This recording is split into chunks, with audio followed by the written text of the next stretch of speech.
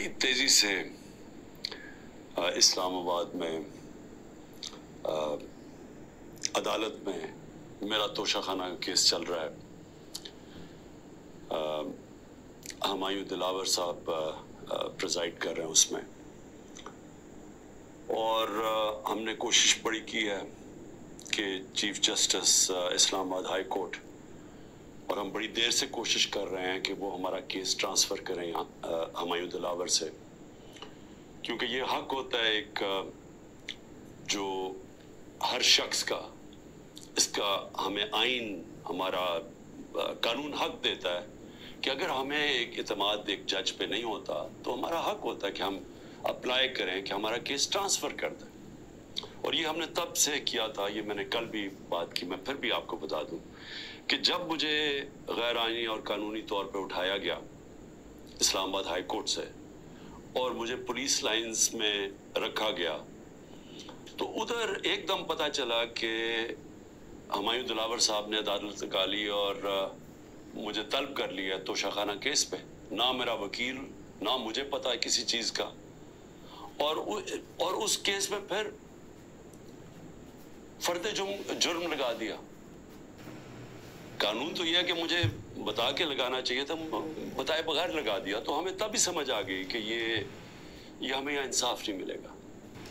तो उसके अगले दिन हमने तब से अप्लाई किया इस्लामाबाद हाई कोर्ट में ट्रांसफ़र का। अब मैं बात कर रहा हूँ 12 मई को, ये तकरीबन अब समझ लें कि 3 महीने गुजरने लगे। तब से अप्लाई किया हुआ है और कोशिश करते गए कि हमारा केस इस अदालत से निकाला जाए। उसके बाद बहरहाल जो मैंने आपको बताया कि केस हुआ, मैंने 35 सवाल दिए गए। मुहर्रम की 3 छुट्टियां थी, बड़ी मुश्किलों से हमने वो अकाउंटेंट को ढूंढा। असल में ये सारे सवाल टैक्स के बनते हैं। ये जो इस अदालत में सवाल हैं, ये हैं सारे टैक्स के, क्योंकि कहा जी आपने ये डिक्लेयर नहीं किया, आपने ये बेचा, ये डिक्लेयर नहीं किया। तो मैंने वो सारे 35 के 35 सवालों का जवाब दिया, और हर एक का जवाब मैं खड़े होकर अदालत में एक एक का जवाब दिया। तो वो जो एक जगह, और इन्होंने सरकारी 2 गवाह पेश किए। अब सरकारी गवाह क्या उन्होंने गवाही देनी थी, तो हमने कहा क्योंकि वो जो जवाब हैं उसके लिए मेरे अकाउंटेंट की जरूरत है, क्योंकि एक 40 साल से मेरे अकाउंटेंट वही फर्म है। मेरे पास जो पैसे आते हैं, जो मेरे खर्चे होते हैं, वो मैं उनको बता देता हूँ। वो फिर टैक्स फॉर्म्स भर देते हैं, वही इलेक्शन कमीशन की फॉर्म्स भरते हैं, वही वेल्थ टैक्स जो होता है वो भरते हैं। तो उनके पास सारा रिकॉर्ड होता है। तो अब मैं तो नहीं जवाब दे सकता कई चीज़ों के। तो मैंने गवाह के अंदर अपने अकाउंटेंट को कहा कि वो बैठे, और वो जो खास तौर पे एक जगह पे बात फंसी हुई है कि जी पैसे तो आप शो कर रहे हैं, लेकिन पैसे के ऊपर आपने ये नहीं लिखा कि तोशाखाना का पैसा था। अमाउंट पूरा है लेकिन तोशाखाना वो नहीं लिखा। तो ये अकाउंटेंट ने बताना था कि वो फॉर्म उसने जैसे भी भरी, क्योंकि फॉर्म तो वो भरता है। बहरहाल 1 घंटे का टाइम दिया गया और कहा कि 1 घंटे में आप ये नहीं पहुंचेगा तो चलो।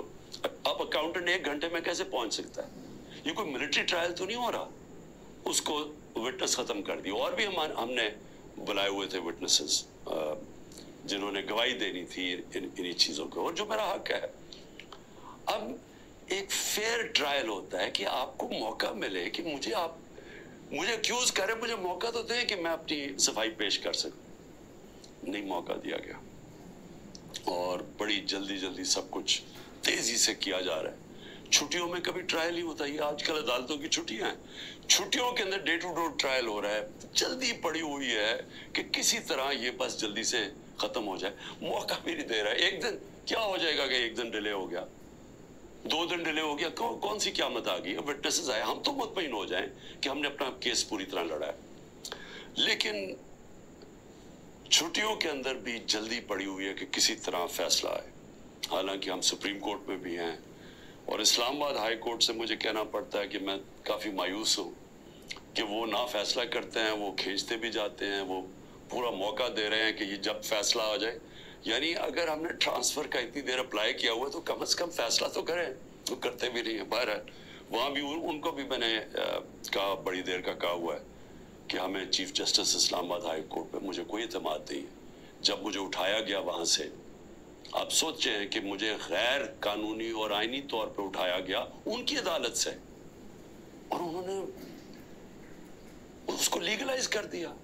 यानी असल में तो उनको इलीगल करना चाहिए था। सुप्रीम कोर्ट को तो जाने की नौबत नहीं होनी चाहिए थी। उनकी अदालत में बैठा हूं, शीशे तोड़ के, डंडे मार के, वकीलों को मार के, वो बेचारा रजिस्ट्री स्टाफ, उनको डंडे मार के, और मुझे घसीट के ले गए वहां से, इनकी अदालत से। और चीफ जस्टिस ने कुछ भी नहीं किया, बल्कि उसको जायज करार दे दिया गया। उसके बाद जो उससे पहले टेरियन केस था, 3 मेंबर बेंच बैठा, दो जजेस ने वाज़ेह तौर पे कह दिया कि मेंटेनेबल ही केस, चीफ जस्टिस आप फैसला नहीं कर रहे, वो भी वो लटकाया हुआ वहां। और हमें आजम स्वाति को बहुत एतराज़ात थे। उन्होंने लेटर लिखा कि मुझे एतमाद नहीं है आपके ऊपर। तो ना वो अपने आप को रिक्यूज करते हैं, ना इधर नीचे से रिक्यूज कर रहे हैं। और फिर हमें बड़ा एक सीरियस चीज है ये जो फेसबुक पे, देखिए फेसबुक 90 दिन तक फेसबुक का रिकॉर्ड उनके पास पड़ा होता है। अगर FIA या जज साहब एक सिर्फ आपको ईमेल करनी है फेसबुक को कि ये केस हो रहा है, आप मेहरबानी करके बता दें कि 90 दिन तक इनकी जो भी फेसबुक पे पोस्ट थी वो कौन सी थी। क्योंकि 90 दिन तक जो लोगों ने देखा है और पोस्ट भी किया है कि उसके जो हुमायूं दिलावर की पोस्ट थी उस पर उन्होंने जो उनका मेरे मुतालिक पोस्ट की हुई है, वो तो अगर कोई भी देख ले तो मुझे तो उनसे इंसाफ नहीं मिल सकता। लेकिन वो FIA के पास गए और FIA ने जनाब काजीवुड क्योंकि डिलीट हो गई है, वो FIA ने क्लीन चिट दे दी, मैच फिक्स हुआ है। अभी भी अगर आप किसी को इंसाफ की फिक्र है chief justice Islamabad high court की या FIA को, तो बड़ा सीधा है कि एक ईमेल करें और फेसबुक को कहें कि हमें 90 दिन का दे। उसमें पता चल जाएगा कि क्या दिलावर साहब मुझे इंसाफ दे सकते हैं या नहीं दे सकते। मैं इसके बाद दूसरी भी बात करना चाहता हूं, क्योंकि ये तो अब देखते हैं, ये बड़ी तेज स्पीड से चल रहा है, अब देखते हैं आगे क्या होता है। लेकिन अभी तक तो कोई उम्मीद नहीं नजर आ रही कि जो फेयर ट्रायल होती है वो मुझे मिलेगी, जो मेरा राइट है। दूसरी चीज ये जो इन्होंने 2 बिल्स असेंबली में लेके आए बड़ी तेजी से, पता नहीं इन्होंने कितने बिल पास कर दिए 1 घंटे के अंदर, कोई 15 नई लेजिस्लेशन ले आए। वो गवर्नमेंट जो जा रही है 15 लेजिस्लेशन, 8-10 लोग बैठे हुए थे असेंबली में, जमहूरियत का मजाक उड़ा है। ना वो बिल पढ़े गए हैं ना कुछ है, जल्दी जल्दी से, और सारा बिल के पीछे बदनीयती है। और ये जो 2 बिल्स इन्होंने इंट्रोड्यूस किए, सीक्रेसी एक्ट और prevention of extreme violence act, यानी ये जो 2 बिल हैं, ये तो एक कौम को गुलाम बना रहे हैं। ये तो स्टालिन की USSR के अंदर इस तरह के तो कानून बनते थे, या नाज़ी जर्मनी में बनते थे।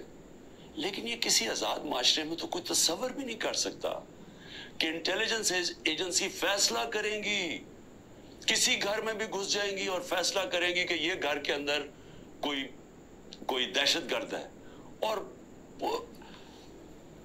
वारंट एक जो होता है घर में घुसने से पहले आपको सर्च वारंट लेना पड़ता है, उसके बगैर आप घुस जाएंगे घरों में, किसी के घर में भी घुस जाएंगे और कुछ भी करेंगे, और किसी को उनको रोकना नहीं चाहिए। तो ये तो एक मुल्क में बिल्कुल ही गुलामों को कंट्रोल करने के लिए हो रहा है। फिर सीक्रेसी है, एक और एक्ट ले आए हैं कि आप किसी भी अगर कोई इंटेलिजेंस एजेंसीज का कोई आदमी है, उसका आप नाम भी नहीं ले सकते। अगर आपने नाम ले लिया तो वो आप कोई स्टेट से गद्दारी कर देंगे, सेडिशन है वो। तो ये तो इस तरफ जा रहा है कि जनरल मुशर्रफ के मार्शल लॉ में भी इस तरह की हालात नहीं थे।